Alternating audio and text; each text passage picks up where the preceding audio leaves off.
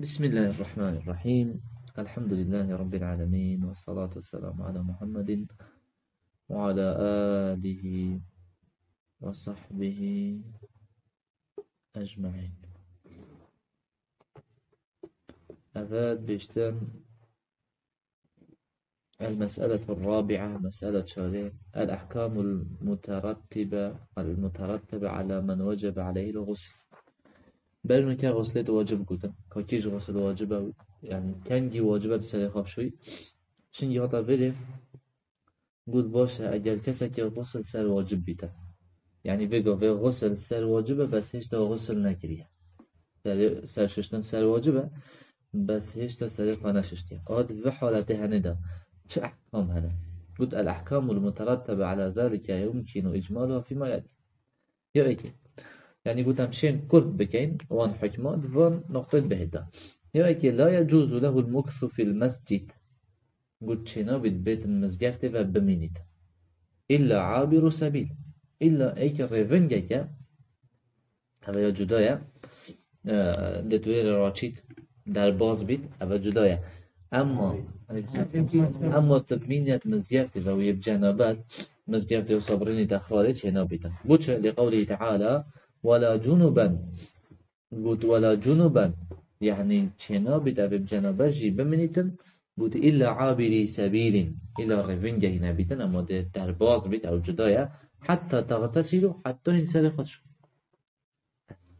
فإذا توضأ بس أجر أفكسب جنابات دست نویجا خاششت هشتا سر خانه ششت دست نویج ششت جاز له المكث في المسجد، درست به المزگف ترین تخالی لثبوت ذلك عن جماعة من الصحابة، چونك كما كصحابي أفشندا جي ثابت بوي على عهد النبي صلى الله عليه وسلم السادم پیغمبر عليه الصلاة والسلام أفشندا كره.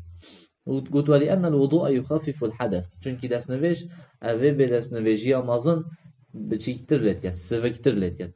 والوضوء أحد الطهورين، وعندي که دست نویج ایکش هر دو پاقجیه ما دو پاقجیه تی سرششتن و دست نویج، دست نویج شی ایکش وان هر دو پاقجیه. یا دوه لا يجوز له مس المصحف، چنا بیدن او کسی بجنابت دست خوابکت قرآنه لقوله تعالى، چونك خود تعالى يقولي لا يمسه إلا المطهرون، يعني أبد باقش تنبن أكي كسي دي دستخوا ناكده. قلت وقوله صلى الله عليه وسلم لا يمس المصحف إلا طاهر، جبلي مروف باقش كسي دي دستخوا ناكده قرآن أو دي دستخوا كده باقش بيتن معناه كي بجنبات بيتن قرآن نارا كده بدانيتن. قلت يا لا يجوز له قراءة القرآن، چنا بيتن قرآن بخونيتن. فلا يقرأ الجنوب شيئا من القرآن حتى يغتسل. قلت أو كسب جنابت چنا بتشش قرآن بخونتن نجبر نلبر قرآن بخونتن حتى سرخش. لحديث علي قال كان عليه الصلاة والسلام لا يمنعه من قراءة القرآن شيء إلا الجنابة.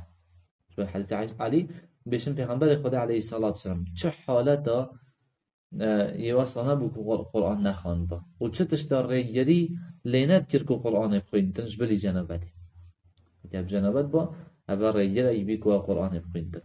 ولأن في منعه من القراءة قلت وقتك إنسان تتمنع كرن هذا بجنابات بتمنع كرنش خاندنا قرآنه بجنش هنا بتو قرآن بخينا قلت أفا حثا له على المبادرة إلى الاغتسال، أفا تشجيع بود بوچه زي سر خواب شد لأن بجنش هنا بتو قرآن بخينا معناه ده لازيك دا سر خواب شد دا بشت قرآن بخينتن. قلت وإزالة المانع له من القراءة ودازيكا أو تشتبيه الرجل بخاندنا قرآن الراكد كو جنابته. هذا هني حالته كدي هاي مروف بجنابته كبير ذكر اسم بداية بكت ذكر فالية بكتن والناف ذكر ده عند آيات التاي.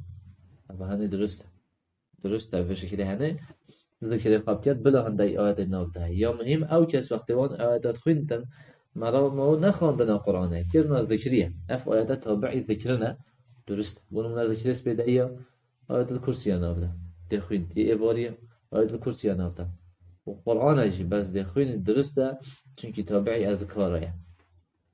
ويحرم عليه أيضا هرس حرام الإنسان مروف بجنبات الصلاة نفيش قلت والطواف بالبيت، طواف الدور بيته، چونکی عندك طواف او جن نویجه و که پیغمبر گفت علیه الصلاة والسلام اول نبید خدا حلال کرد تدا باغ اگر نویجه طواف جی.